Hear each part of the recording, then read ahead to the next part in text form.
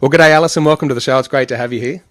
Hi, Peter. Great to be here. Thanks for asking me. It's my pleasure. Now, listen, I want to just kick things off with just finding out a little bit about what it is you do, and what results maybe your clients get or your readers, because you've written a book, Ambush Proposals, and sort of what we can expect maybe from the rest of this interview as well. Okay. Well, the strange thing is a lot of people I've discovered lately don't actually know what it is that I do. They think I've written a book and therefore I must be an author, but that's not actually the case at all. The reason I wrote a book was to increase my profile. Mm-hmm. I might have gone about it in a slightly backhanded way because I increased a profile in the area of wedding proposals, which isn't what I actually do. Okay. What I do is I help new leaders go from being professionals in their field, like engineers, accountants, share traders, you name it, something that's a professional where they've dealt with their technical skills, and then they get promoted because they're so good at what they do. Mm. They get promoted into a management position, and then they have to deal with the people element. So I help those elementary leaders become elementary managers, become leaders. That's what I do as an executive coach and a workplace coach. The book was one of those bucket list things, really, Peter. Yeah. I'm turning 40 in October, and I had always known that, I wanted to be an author and have a book. And it was about 1 year out of my 40th birthday, about September last year, that I sat down with my iPad and took it with me everywhere and tapped away, and within 5 weeks I had a book written. 5 weeks? Within 5 weeks. Wow. And it was actually the busiest 5 weeks of my year in 2011. I had courses back to back and projects at work and coaching clients, and I actually literally did not have one entire day to myself, not even on the weekends, for 7 weeks. And yet in that time, I still managed to tap out a 160-page book. So that just goes to show you how easy it can be if you're writing about what what you feel passionate about.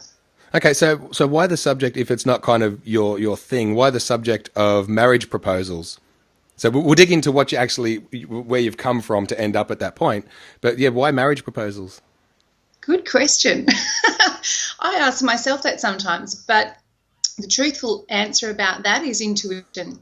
I was sitting down at my desk procrastinating and watching YouTube videos in February of last year. Mm-hmm. And I came across this wedding proposal that just literally moved me to tears. It was so perfect for the two people that were involved. And as I was watching this, I got some words that just rang through my mind so clearly that I knew I had to listen to them. And those two words were ambush proposals. Mm-hmm. And I went, oh, okay. So instantly I went and registered the domain name, Ambush Proposals, went and sat on my deck with my two children who were 8 and 11 at the time, and I said, girls, if you were going to be proposed to, how would you like it to happen? And we came up with about 30 different ideas right there on the deck, closed up the exercise book, put it away, and didn't think of it again for 9 months or so. Yeah. So much for listening to my intuition, right? But sometime later in the year, I actually had a conversation with a good friend of mine, Roscoe Patterson, and Roscoe said, what are you doing? Write your book, because you can do this, this and this with it. And he came up with all these fantastic ways that I could market the book and become, increase my profile. And that's when I actually realised that writing a book isn't about becoming a bestseller or about making a lot of money. It's actually, for me at least, it was about increasing my profile. Mm-hmm. And as soon as Roscoe shared with me his fantastic ideas about how to market the book, I just felt compelled to do it. And so I came up with a few extra ideas. Then I went on to Source Bottle. Some of you may know Source Bottle. It's a site where journalists and authors do a call out for sources for their stories and articles. So I did a call out for people that wanted to share their unique or special ways in which they were proposed to or ways in which they were going to propose. Mm-hmm. And I had about 8 stories that I included in the book from that as well.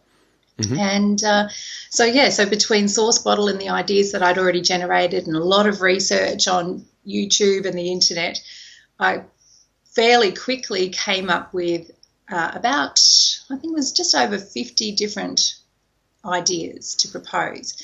Then I categorised those into private proposals, and those tend to be more low budget, but not always. Public extravaganzas, and the ones that are really quite out there and epic, and wrote those up. And I'll show you the process that I used to write a book. But I wrote those up fairly quickly, and then I was lucky enough to have a friend who was also writing a book who shared with me the details of his book editor and book designer. And I think, Peter, this is where the magic really happens. You know, you can write an ebook. There's hardly any barrier to entry to writing an ebook nowadays. But if you can have an ink and paper book that you can hold in your hands, you instantly get more credibility. Yeah, okay. Because people believe it's harder to do. And it used to be. It really used to be quite tricky to get your book published.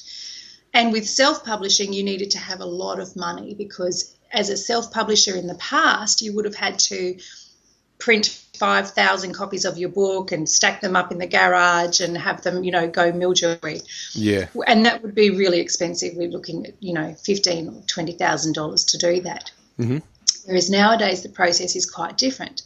So instead of just having an ebook, getting an editor and a book designer to put it all together in a way that looked like a real book was something that I personally did not have the skill, knowledge and abilities to do at that time. Okay, so just want to clarify that also, because you're talking about ebook, it's like a digital book. Anyone can create it. It's a PDF. You can download it. A real book is a real book. Everyone knows what that is.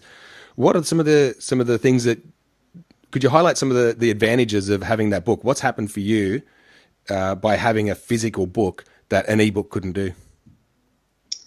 Well, I think the physical book is one of those things where if you've written a book that really is aligned with what you do as a professional, and, I am not one of these authors who has written a literary tome and fallen in love with my heroine or anything like that. I don't have characters that mean a lot to me. But what I think about in terms of writing a book to increase your profile is if you can write about a topic that is aligned with what you do in business, then that instantly adds credibility to you on your website when you're networking with people.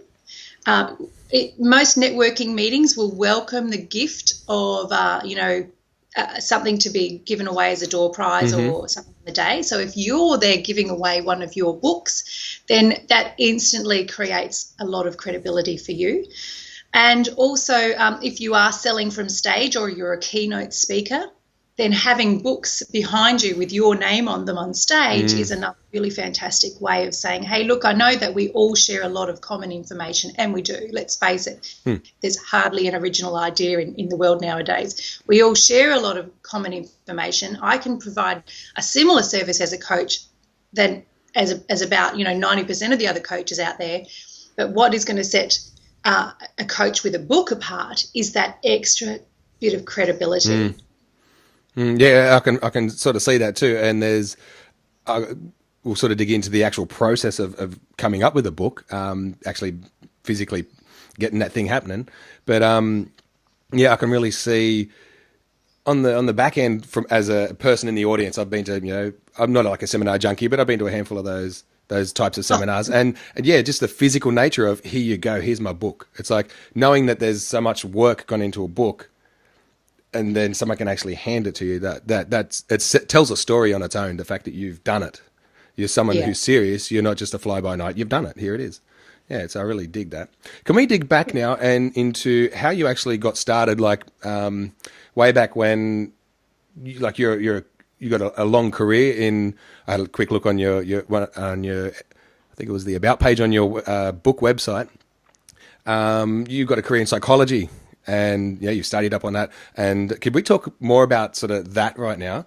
How that has sort of helped you to come along to say you could write a book like this, and yeah, just basically tell your story. Because man, everyone sort of ends up somewhere. I've ended up doing interviews from completely left field doing something else, but it kind of led to this. So yeah, that's actually what led to you end up writing a book. So can we talk about that?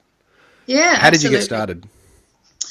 Well, my first ever job was as a psychologist in the Australian Army. So I'm actually a reservist now. I haven't actually put on the uniform for quite some time as a full-time member of Defence, but I started off as a psychologist in the Army, and that was a fantastic grounding for me. It absolutely showed me what I didn't want to do, which was at the time I didn't want to be a clinical psychologist, which is the kind of psychologist that you go and see when the doctor refers you and you take your Medicare card and we talk all about the problem and, you know, how bad does the problem make you feel and, you know, when did the problem start and who else knows about the problem and how does that problem affect them. And, you know, you sort of all day your energy is just going down, down, down. So I knew that I didn't actually want to be working with people that had fallen and were struggling to experience a normal life. I wanted to work with people that were already at that baseline of, yeah, everything's okay. And I wanted to help them to achieve an extraordinary life. And so I knew that for me, the workplace psychology or organisational psychology was going to be where I had my best fit. And so after about 6 years in the Army, where I did counselling, workplace rehabilitation, actually researched a mine clearing truck, of all things, and also training the psychologists within the Corps to be better psychologists within the Corps. I actually discovered that my passions were training and workplace psychology. So combining those interests, I still felt as though there was just a little something missing. And one of my issues with psychology is that it is a very rigorously defended science by the professionals in the field. And so it's very clear that we only do things that are based in evidence and have had rigorous evidence testing and validation. To me, that doesn't fit my profile, which is a pioneer. I'm, you know, a creator or a pioneer, and I like change. So to have to wait for something to get through that process of validation and evidence-based testing can actually mean that I see other people that aren't in the profession screaming ahead of me, blazing that trail that I want to be part of. And so then when I discovered coaching, I felt that had a better calling to me because I could be slightly more liberated in the tools and strategies that I use with my clients, still coming from that same place of do no harm. And I always ask permission to do something that's not evidence-based, but with the intention that it's going to create the best outcome for the individual in front of me. So ultimately it's taken a while for me to be comfortable with merging my profession as a psychologist with the tools and strategies of coaching. But I'm getting there because the outcome is what's best for the client. And I think that's really where those limitations in psychology, why they were imposed in the first place, was to make sure that the client got the best outcome. Okay, because that actually sounds a little bit like I was speaking to Johnny Cass a few months back, and it's a similar kind of thing. Yeah, like he was more interested in that kind of coaching as well, where you're creating outcomes for people that want to step out and really advance in life, I guess, or, you know, success and health and wealth and whatever. So you've gone from that kind of psychology into coaching. What was that? How long was that process? How long has it been since you've sort of gone, okay, I'm now coaching, and kind of dubbed yourself with that title as a coach, as opposed to a psychologist? How long has that transition period been? I would say I've become more comfortable with it over 2 years. However, the decision was an instant decision. So it's like been a 2-year process to work through it all. Because I mean, if you've been a psychologist, how long was that for? It's about 15, 16 years now. Yeah, your brain is kind of wired one way, and so whenever you do it's almost like an identity shift, you know. Like exactly, it is an identity shift. particularly because there seems to be so much of my profession who is resisting the introduction of coaching and some of the tools in coaching. So, for example, I recently went to a seminar, an interest group symposium for coaching psychology, and the psychologists that I met there would go, "I use NLP," as if it was a big secret, like we had to not tell any of the other psychologists. Yeah. And I'd go, "Yeah, so do I." But I could understand why they felt they needed to keep that really close to their chest.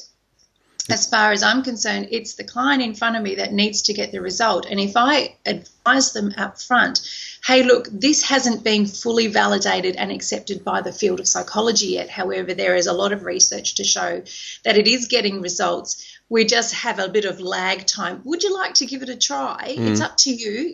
We don't need to do this if you don't feel comfortable with it. However, it's not going to cause any harm. Then if they recognise that it's not validated in that profession and they want to give it a go, and bear in mind, Peter, I don't actually do any work under Medicare because that imposes another level of restrictions again. And so all of my clients pay full fees and there's no Medicare rebate, but I feel like they get really great results in a great amount of time, a really effective amount of time as well. Yeah. So because that NLP thing. That's kind of like I'm a business owner. I'm in network marketing. Yes. Yeah, but yeah, they're both they're all right. They're both good things. So where did you train? Like in as far as becoming a coach and using NLP, where did you pick up those extra skills? I did my training through the Christopher Howard Companies or the Academy of Wealth and Achievement. Yep. So my trainers were Terry Ann Palmer, who is amazing and is now running a Life Mastery Club, which I am a member of because I just get so much learning from Terry Ann and her husband, Doug, every time. I think I've cleared stuff out and I've moved on and then I go, oh, no, hang on, just clearing it out again at a deeper level. So they're amazing. I've also done training with Dwayne Alley, who is spectacular at what he does, and, of course, Johnny Cass. So those were the three trainers that I developed my coaching style with as mentors and trainers, and I just can't imagine having a better grounding than those guys. Oh, so you actually trained with Johnny Cass? Yeah. Yes. How long were you working with Johnny for? Johnny taught 3 of the courses that I completed. Yep. So Johnny was a trainer for the presentation, what was it? It was Advanced Trainer Immersion, I think it was called. Also a really fantastic course that is about taking off your masks called Warrior Spirit, and he also did Billionaire Boot Camp, which was really to help people adopt the mindset and the strategies of really successful people. Oh, that's awesome. Cool. Well, it's worlds are colliding here. Absolutely. Now let's sort of shift gears a little bit. So you've gone from psychology through to coaching. It's sort of a process of about 2 years. That leads us to where you are now. What is your actual business that you run? Because your book isn't your business. Is the coaching the business? You probably do a few different things, different revenue streams. What is your business model? My business is personnel development solutions. So developing the team within the organisation to help the organisation get growth. So it's the human approach to business growth. And in that I do coaching. I'm streaming that now towards, and as we discussed, Peter, it's been a process. So as I've gone through that process, I've shifted who I focus on. So my focus now is on the elementary leader, the new leader that's stepped into a management role and needs to develop the people development skills. But not only the leader, but also their team. So it's an entire program called Wise Leader where I work with the leader, and also on a less frequent basis, I'm working with their team as well, just to sort of mentor and show them ways to work with their team so that after the first year in their new role, they can feel more confident to go and do it on their own. Okay. As well as having shifted some of their own personal blockages that prevent them from being the effective leader.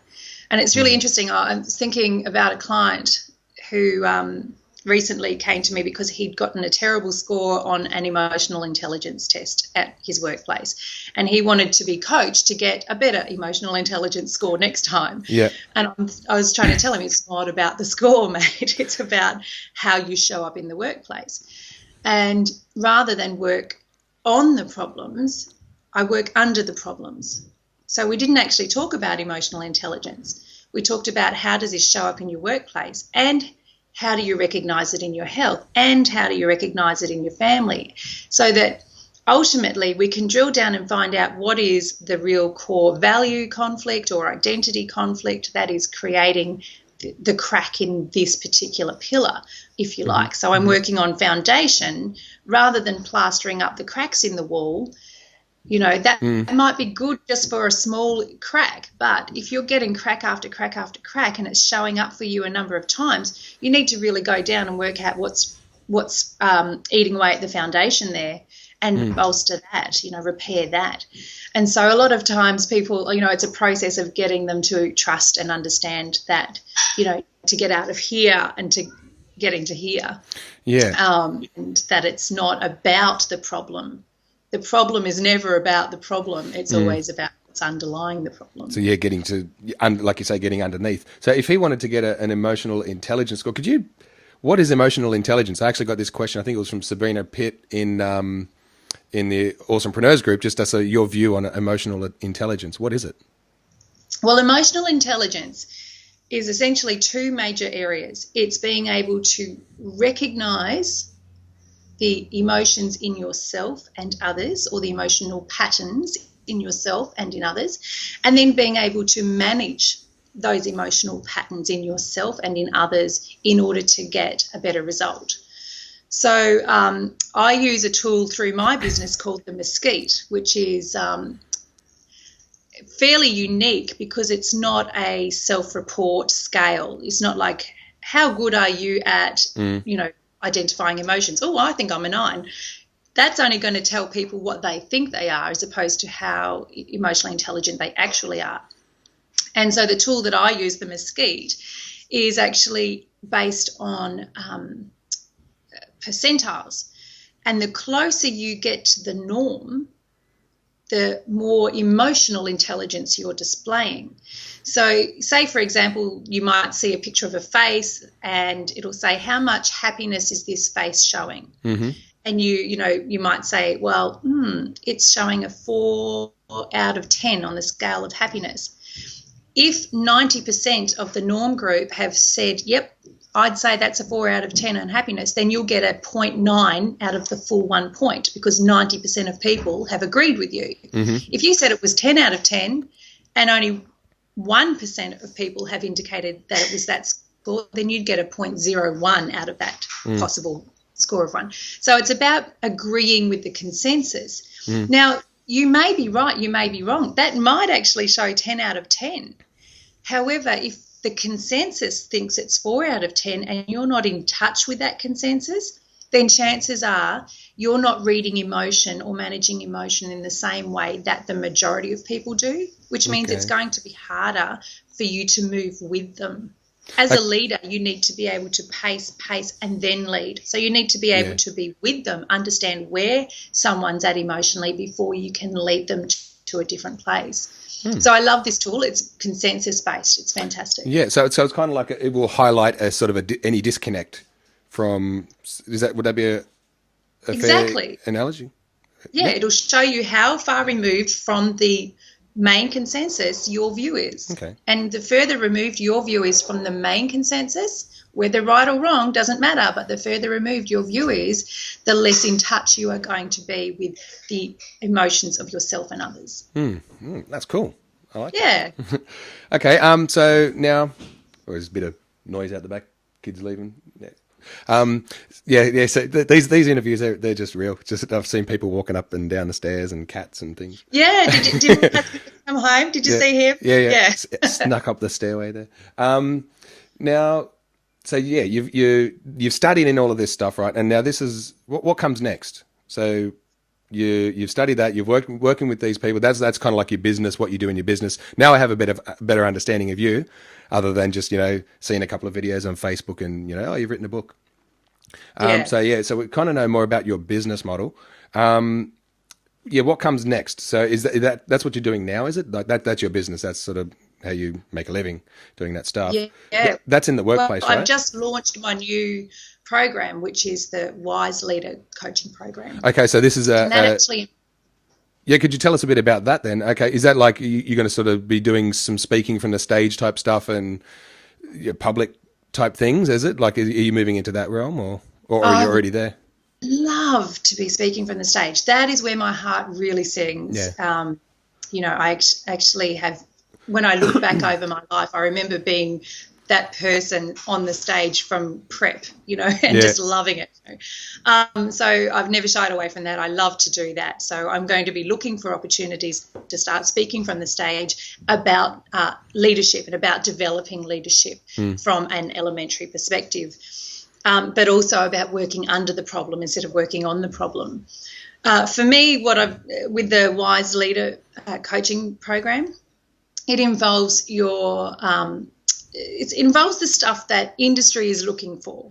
So, we need to be able to measure the results, for example. Yeah. And that's where, the benefit of being a psychologist comes in, because I can use a lot of psychometric tools to demonstrate growth. Yep. So things like the Wise Leader gets a 360-degree feedback process at the beginning of coaching and again at the end, so that we can have a look at the interpretation that others have of that leader's style and how that has evolved over the 6 or 12-month program. Mm-hmm.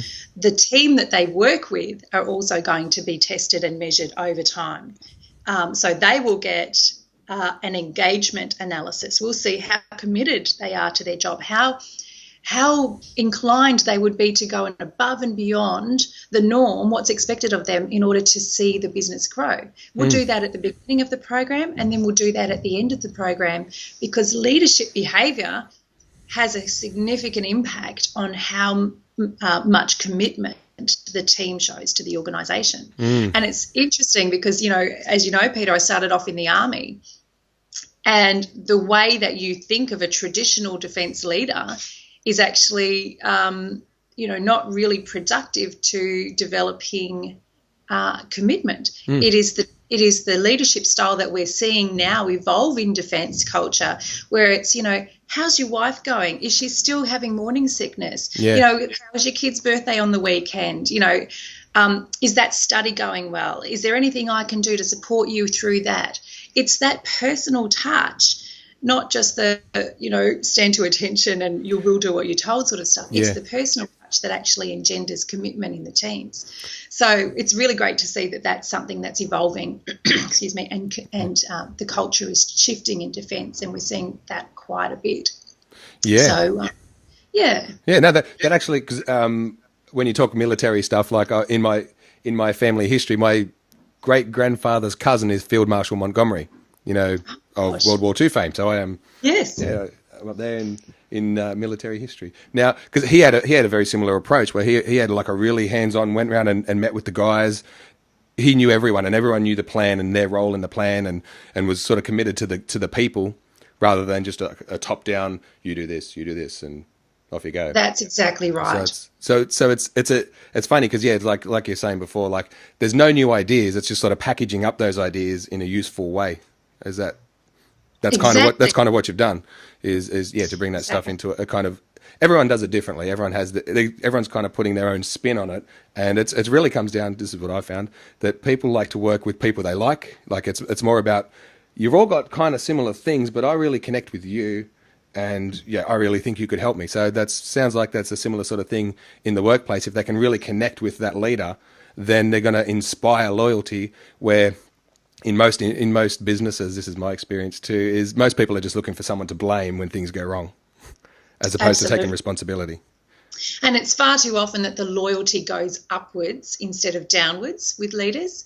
And if you're trying to impress the CEO or the chief of staff or whoever it is above you, and then you're taking from the people that you're supposed to lead in order to show them how good you are, then you've got it all back the front. You should be giving to the people below you so that they can rise up and lift you up. You don't stand on them like a ladder. You let them rise up so that you become lifted up. So it's about encouraging the development and the growth of the people that are beneath you, and then the rest just kind of unfolds and looks after itself. If you've got your team that supports you, then you're going to naturally find it easier to achieve the goals of the people that are above you in the hierarchy. Yeah, it's like turning the pyramid upside down.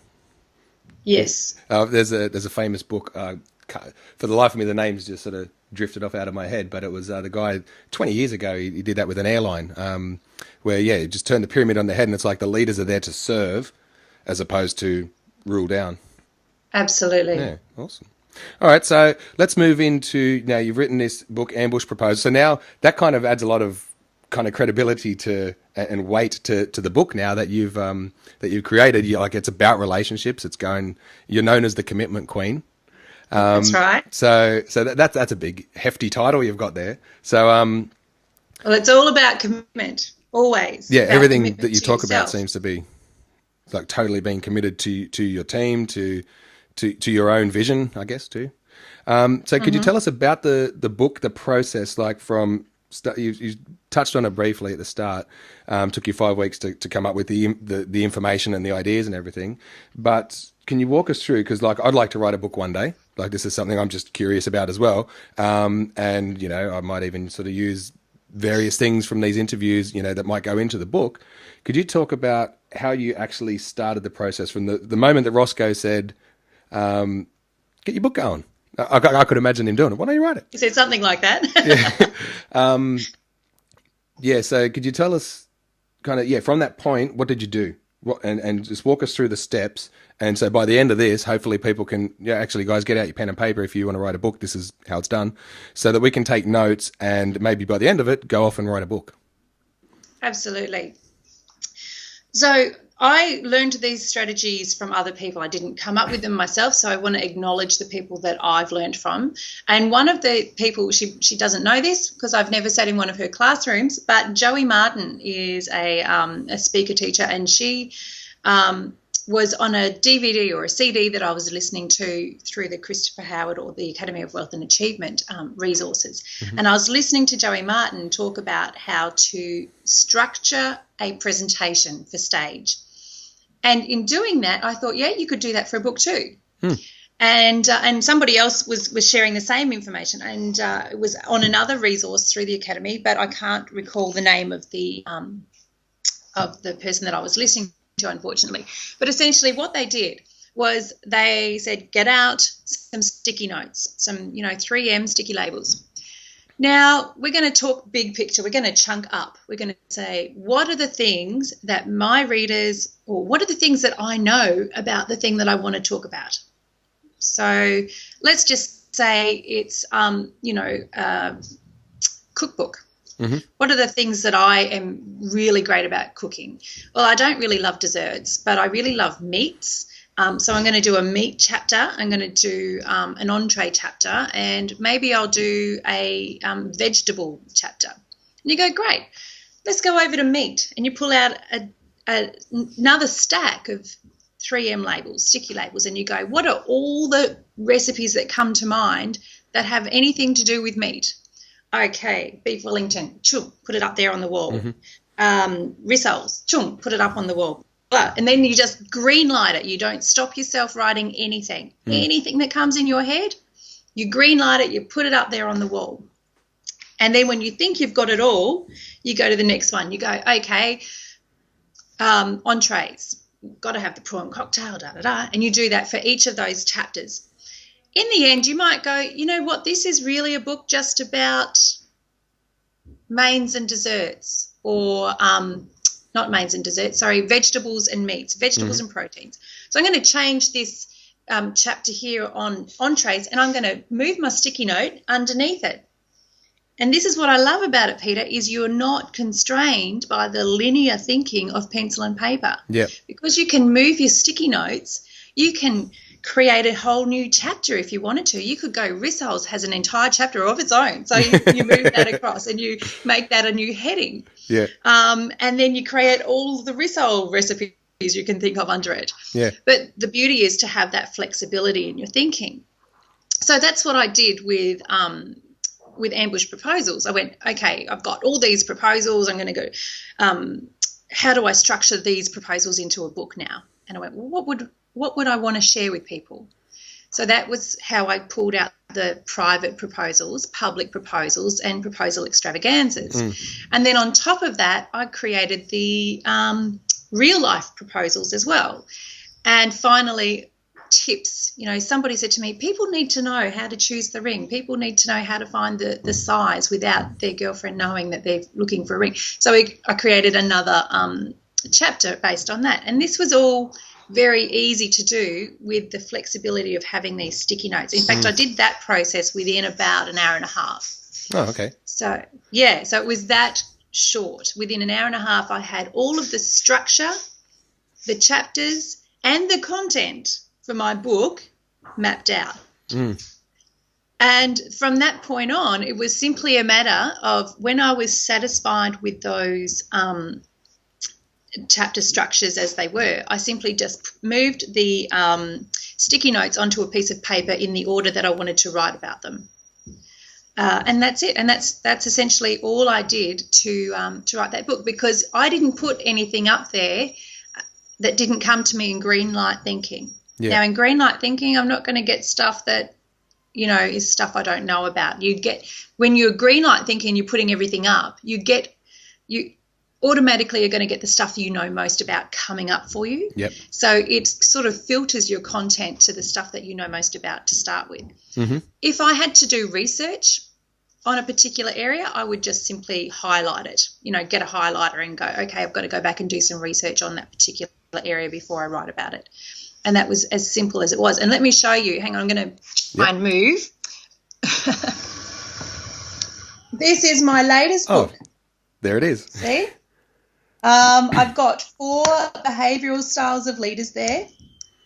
So the yellow sticky notes are actually talking about what that leader is called, you know, why we would call it that sort of leader, and a brief description of the leader. The pink sticky notes actually all of the strengths of those different leadership styles.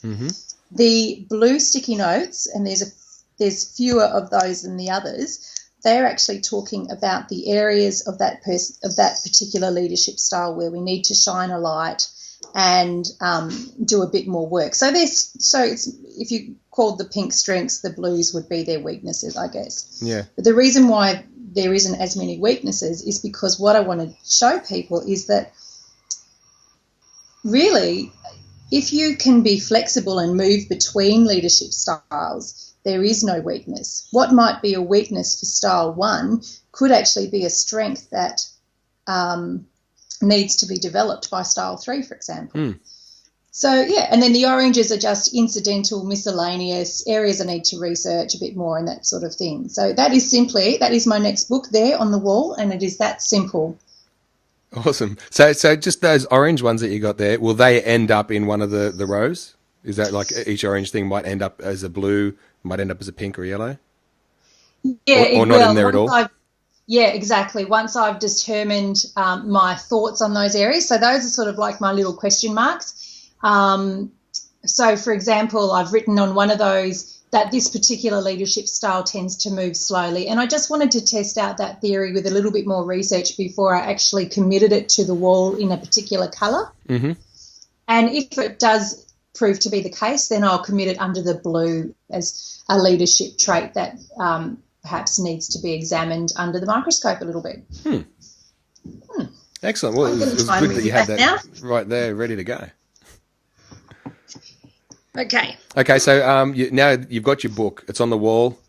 You're happy with it. What's next? Well, what's next is I tend to just tap away at my computer when I've got it, because I know in my gut, because I have a sense of knowing about the stuff that I've written on that, I can just start tapping away. I'll highlight then on my Word document where I want to go and find a reference for a particular thing if necessary. Of course, I didn't need to find references for ambush proposals. That was a, fairly straightforward thing. But something like leadership, people need to know, the AD learners, they need to know the evidence. So I'll be finding references and that sort of thing as part of the process.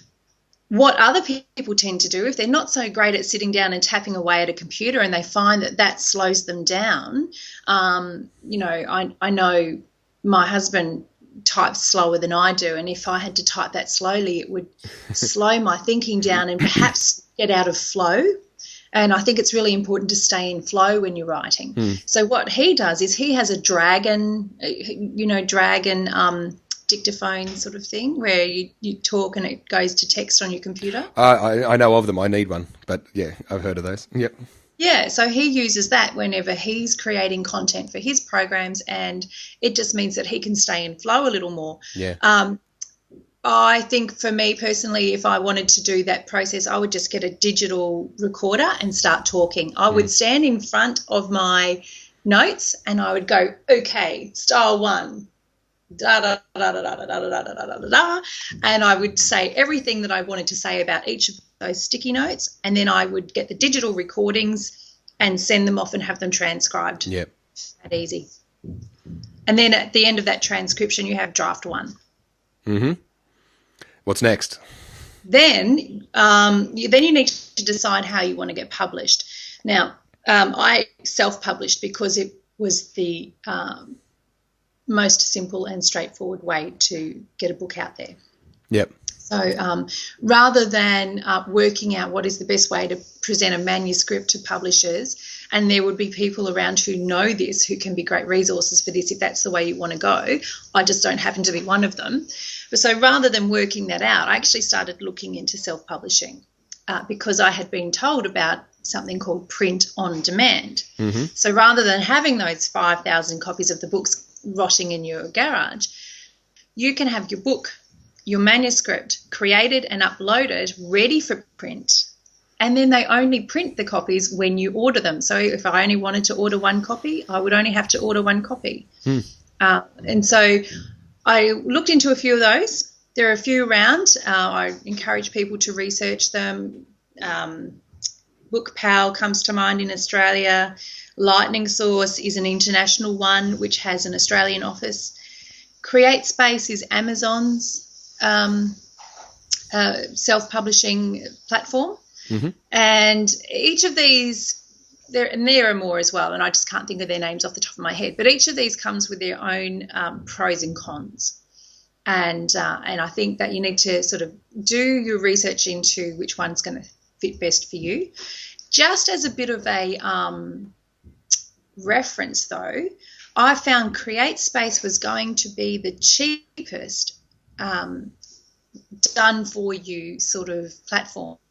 So you can go to CreateSpace, you can log in, get a membership, you can upload your Word document or PDF document, and then choose a cover or make a cover, or have one of their people make a cover for your book for you, and they'll edit it for you and do the book layout, and it can be slightly templated, but depending on how much you pay, it'll be more customized. Yep.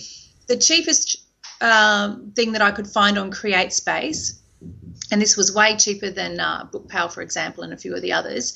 The cheapest way I could see to do it on CreateSpace, to create this book from scratch, I just provide the words and they sort of put it into a book format, was about $1,700. Mm-hmm. So it's way cheaper than the old self-publishing way when you spend $15,000 or $20,000 to get those books sitting in your garage.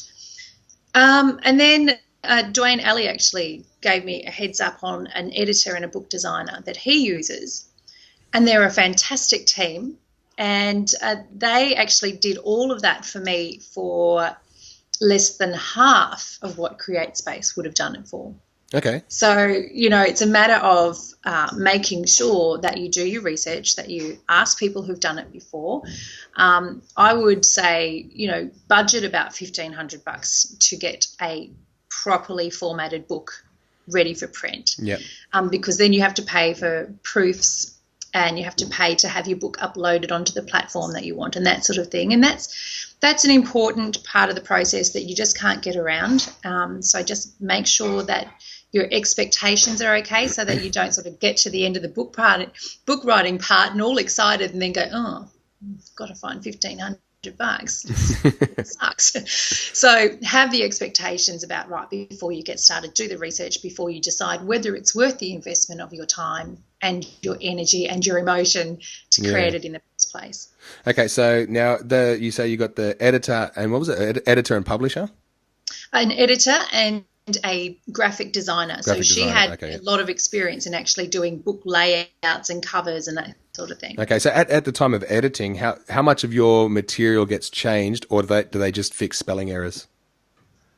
They look, the guy that was my editor is magnificent. His name's Richard, and I have always been one of those pedantic people that knows the difference between when you put the apostrophe in for your and when you don't, and all that sort of stuff. So he actually didn't have to change a lot of my content from a proofreading perspective. Yep. What he did do, and this is the reason why I love him so much, is that I was overwriting at this stage. I'd finished it, I'd put it to bed, and I sent it to him, and he said, what would be really good? It'd be an introductory part and like a thanks for reading the book part at the end. And I went, oh, yeah, that would be. But, I just couldn't, I wasn't engaged in writing anymore. So I said, hey, listen, could you write that for me? And he did. He'd read my entire book a number of times to proofread it. So he knew my writing style, he knew my vernacular, and he simply ghost wrote my introduction and my thank you at the end. It's a nice little touch. Yeah, so a great editor can do that for you, and a great editor will suggest research that you might not have included. Yep. And they will research areas of your book if you want them to. So with the elementary leader, for example, Richard is extremely excited about this because when he was at university, he did survey development as one of his subjects. And so he's excited because he's going to now help me create a profiling tool so that people understand which of these 4 elements they best represent as a leader. And he's going to actually write questions after we've done the research together. So, this is how simple it can be to write a book if you are courageous enough to let go of control. Yes, control, yeah. So now your book's out of your head. It's on the wall. It's actually published, out there ready for people to get. I'm going to put links down below so people can click on it and go and get the book. Is it on Amazon? It's on Amazon, Book Depository. It's on about 2,500 different online book sites. And that's very briefly, can you tell us how did you do that?